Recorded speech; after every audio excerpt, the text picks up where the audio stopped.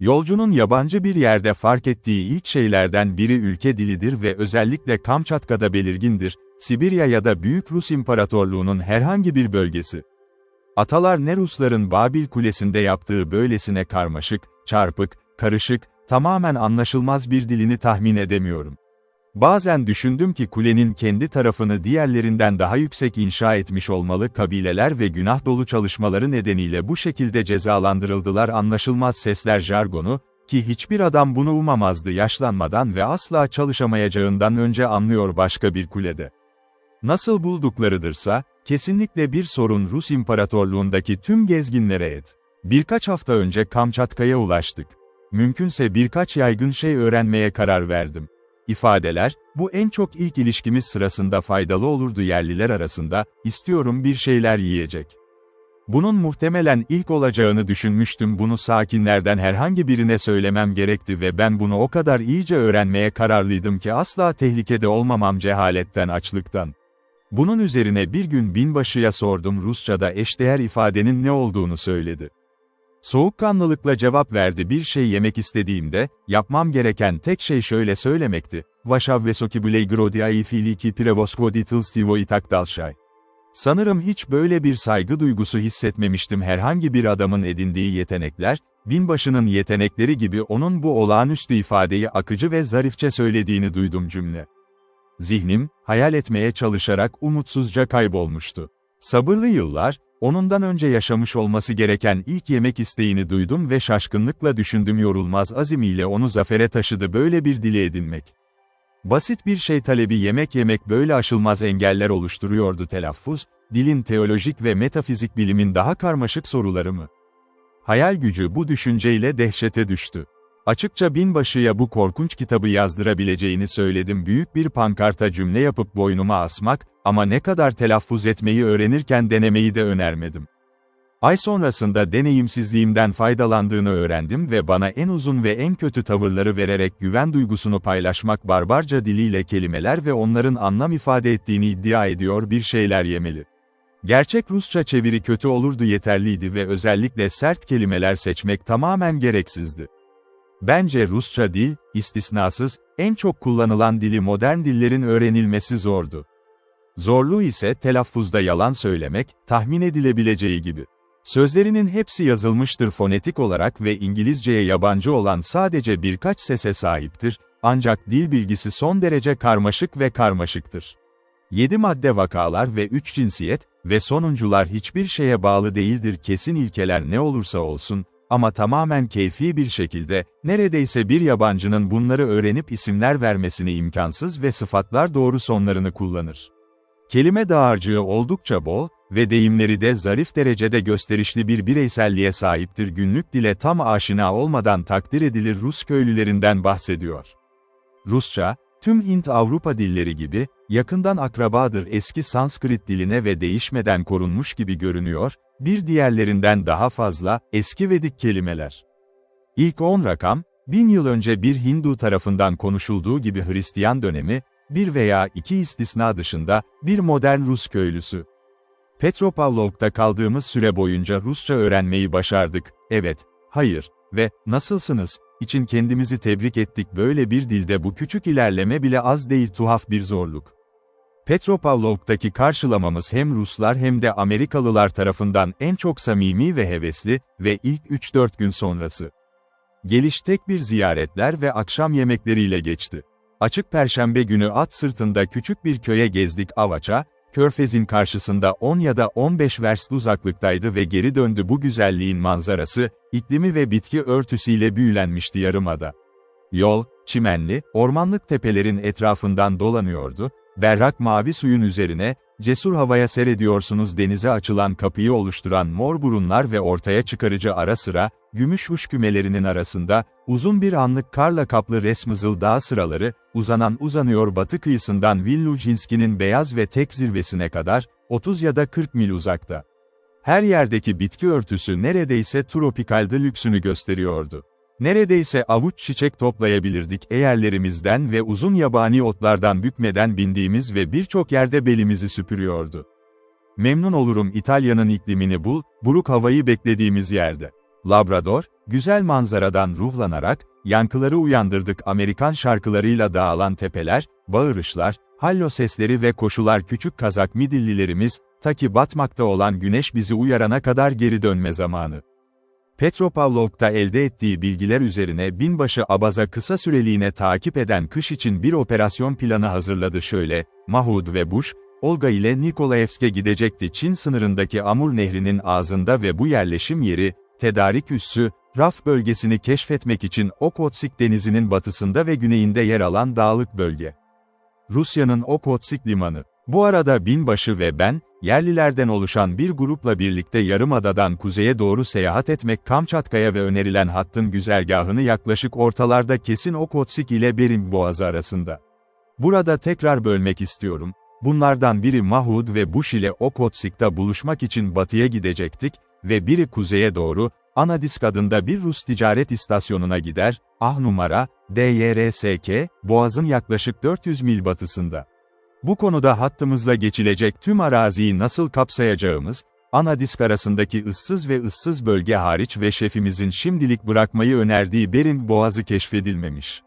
Koşullarımızı ve kuvvetimizin küçüklüğü nedeniyle bu plan muhtemelen en iyisiydi tasarlandı.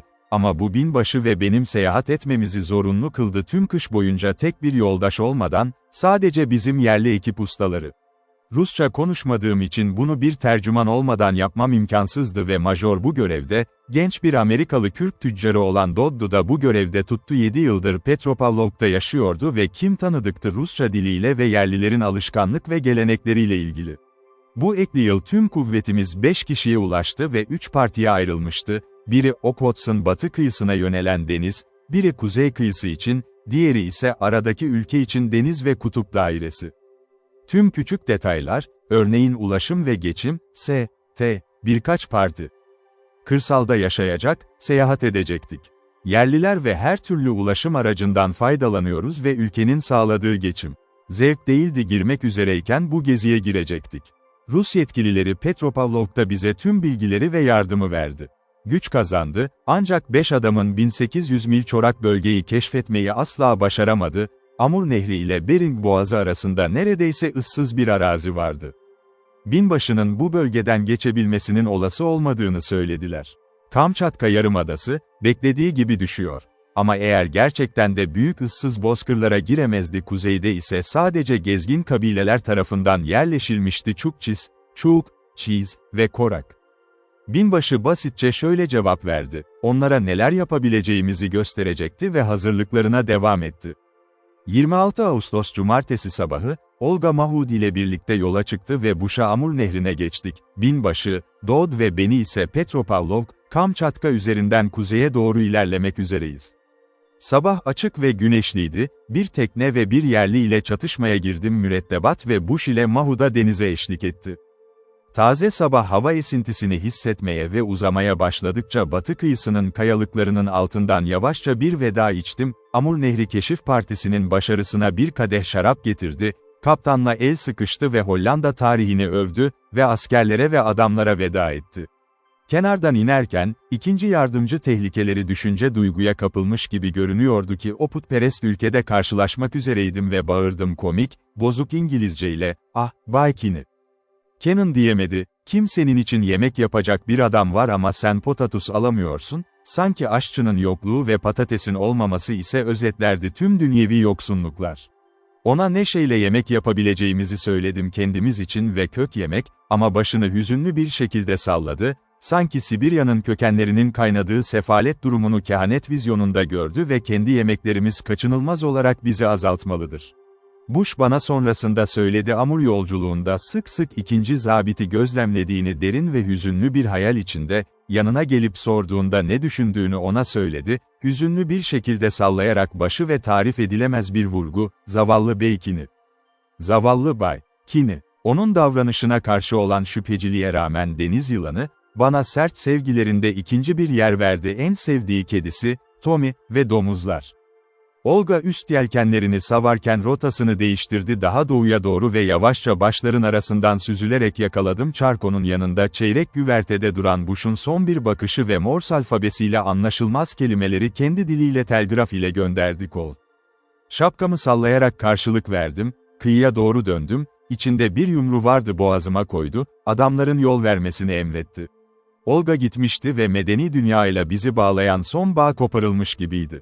Olga'nın ayrılmasından sonra Petropavlovk'taki zamanımız şuydu: neredeyse tamamen kuzey yolculuğumuz için hazırlıklarla meşgul olduk. Kamçatkan Yarımadası içinden geçer. Ancak salı günü Doğd bana söyledi, kilisede bir düğün olacağını söyledi ve beni gitmeye davet etti, törene tanık ol. Olay, kilise, bir tür sabah ayininden hemen sonra, ki girdiğimizde neredeyse kapanıyordu. Belirli bir noktayı ayırmakta hiç zorlanmadım. Kutsal Tanrı'da birleşecek mutlu bireyler, evlilik bağları. Kendi sırlarına ihanet ettiler. Kayıtsızlık ve bilinçsizlik.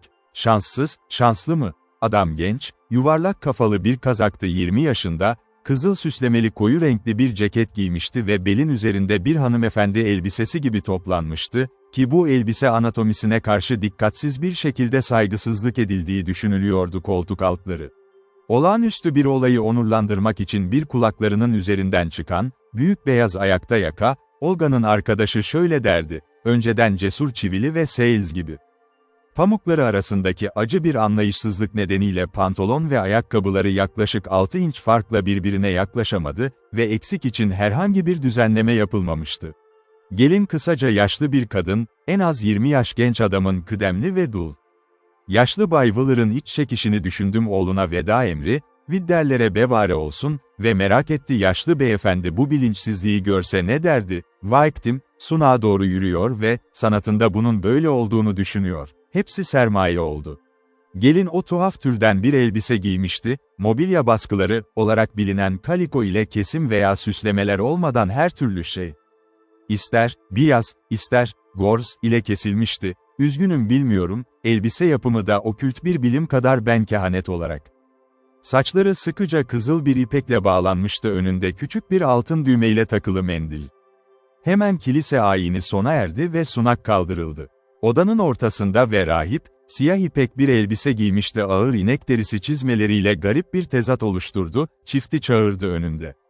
Her birine verildikten sonra mavi ile bağlanmış 3 yakılmış mum kurdele, yüksek ve güçlü bir sesle ne yapmam gerektiğini okumaya başladı. Evlilik hizmeti ol, duraklara aldırmadan, ama cümle ortasında nefesini tuttu ve aceleyle devam etti, yine 10 kat hızla.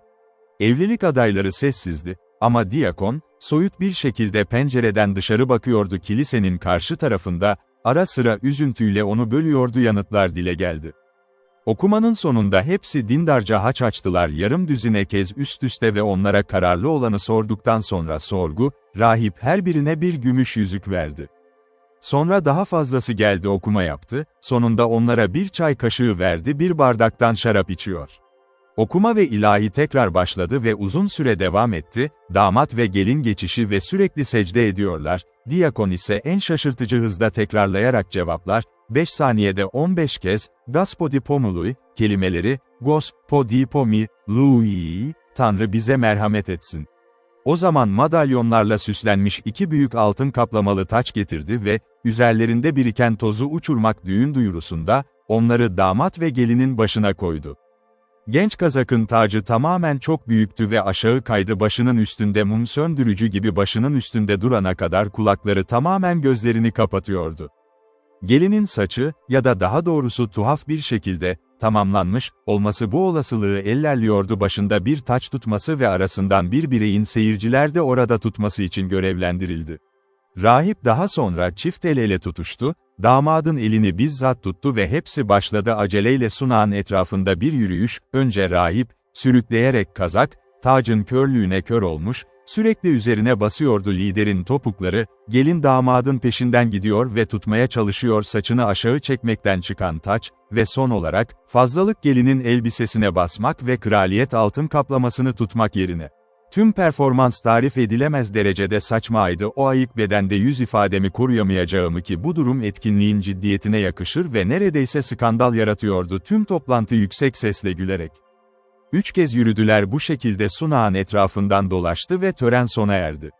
Gelin ve damat taçları çıkarırken saygıyla öptü, yürüdü, kilisenin etrafında haç açıyor ve ardışık olarak eğiliyorlar. Duvara asılan azizlerin her bir resmi ve son döndü ve arkadaşlarının tebriklerini aldı. Öyleydi elbette, Seçkin Amerikalıların zeka, nezaket ve zariflik çok şey duyulmuştu, bu uğurlu vesileyle gelini tebrik edin. Ama en az bir tane seçkin ama talihsiz Amerikalı bunu nasıl yapacağını bilmiyordu. Aman Rusça edinimler ise, evet, hayır ve nasıl yaparsınız ile sınırlıydı yapmak, diye düşünüyordu ve bu ifadelerin hiçbiri acil durumu tam olarak karşılamadı. Ancak, ulusal itibarı sürdürmek istiyor, nezaketle geline iyi niyetimi göstermek için de muhtemelen en uygun olan son ifadeyi seçti ve ciddi bir şekilde yürüyerek ve korkuyorum ki garip bir şekilde, geline bir sesle sordum. Çok alçak bir eğim ve çok kötü Rusça bir dilde, nasıl yaptı? O nazikçe, "Çeravvekiano kornaşae vas blagadoru," diye yanıtladı ve seçkin Amerikalı, gururlu bir bilinçle emekli oldu. Görevini yerine getirmişti. Durum hakkında çok fazla bilgilendirilmedim, gelinin sağlığı, ama, onun sahip olduğu rahatlıktan anlaşılır bu muazzam cümleyi okuyup onun sadece sağlam bir beden yapısı ve mükemmel sağlık bunu yapmasını mümkün kılardı. Kahkaha içinde kasılarak doğdu ve ben kiliseden kaçtık ve odamıza döndük.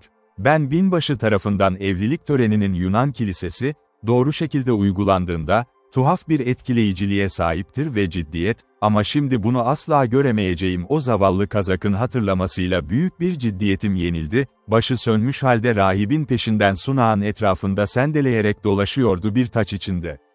Binbaşı karayolculuğuna karar verdiği andan itibaren Kamçatka aracılığıyla tüm zamanını ve enerjisini hazırlık.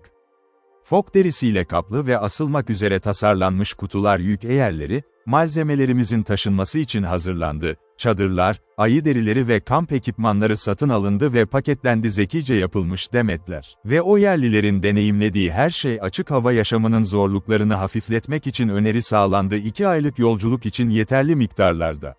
O zamanlar atlar komşu köylerden emir verildi ve özel bir haberci gönderildi, yarımada boyunca takip etmeyi planladığımız güzergahla yerlileri her yerdeki yerlilere gelişimiz hakkında bilgilendirme ve yönlendirme emrileri onları, tüm atlarıyla birlikte partimizden sonra evde kalmaları geçmeli.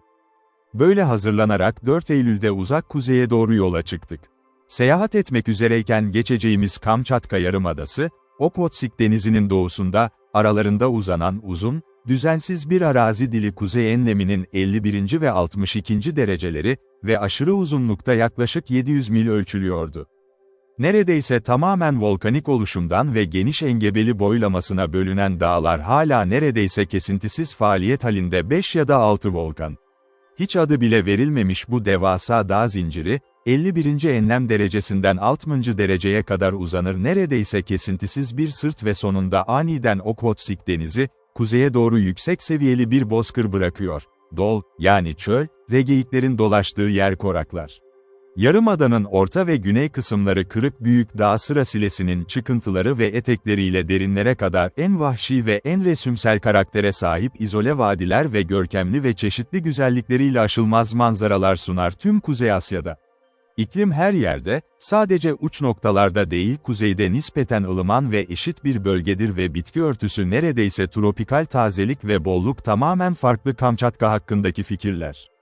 Yarımadanın nüfusunu tahmin ediyorum yaklaşık 5000 kişilik, dikkatli gözlemlemiş ve 3 kişiden oluşuyor: ayrı sınıflar, Ruslar, Kamçadlar veya yerleşik yerliler ve gezgin koraklar. En çok sayıda olan Kamçadallar sınıf, Yarımada genelinde küçük köylerde yerleşmiştir, orta sırada yükselen küçük nehirlerin ağızlarına yakın dağlara ve Okhotsk Denizi'ne veya Pasifik'e dökülür. Onların başlıca meslekleri balıkçılık, kürk tuzakçılığı ve tarımdır. Çavdar, şalgam, lahana ve patates gibi ürünler arasında tutumlu yetişen kuzeyde enlem 58 derece olarak devam eder.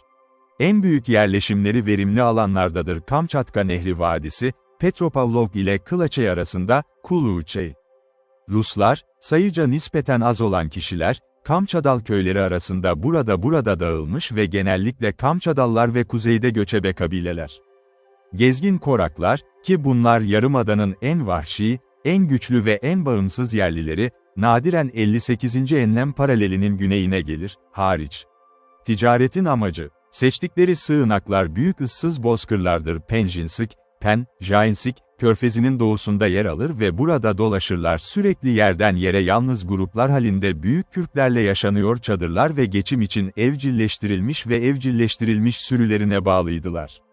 evcilleştirilmiş ren geyikleri. Tüm sakinlerin altında olan hükümet Kamçatka'nın yaşattığı resmi olarak bir Rus subayı tarafından yönetilir, isprevnik, ispravnik veya yerel vali olarak adlandırılır, dipnot, kesin olarak, bir bölge polis şefi. Her şeyi çözmesi gereken kişi bireyler veya kabileler arasında ortaya çıkabilecek hukuk meseleleri ve her yıl, yassak, yani kürk vergisini toplar, bu vergi her kişiye uygulanır kendi eyaletinde erkek bir sakin olarak bulundu. Petropavlovk'ta yaşamaktadır ve yetkisi olduğu ülkenin kapsamı ve hareket için sunduğu kusurlu olanaklar, nadiren karargahının bulunduğu köyün dışında görülür. Tek geniş şekilde ayrılmış yerleşimler arasındaki ulaşım araçları Kamçadallar yük atları, kano ve köpek kızaklarıdır ve tüm yarımadada yol diye bir şey yok. Belki fırsatım olur bundan sonra, yollar, diye bahsetmek gerekir, ama kelimeyle başka bir şey kastetmiyorum geometricinin, çizgi, ile kastettiği basit boyuna uzantıdan daha çok yaygın olarak ilişkilendirilen mantıklı özelliklerden hiçbiri yok onunla birlikte. Bu vahşi, seyrek nüfuslu bölgeden geçmeyi planlamıştık rotamız boyunca yerlileri atlarıyla birlikte taşımaları için tuttular bir yerleşimden diğerine ulaşana kadar, gezgin koraklar. O noktanın kuzeyinde hiçbir şeye güvenemezdik düzenli ulaşım araçları olsa da, şansa güvenmek zorundaydılar ve Arktik göçebelerin nazik merhametleri.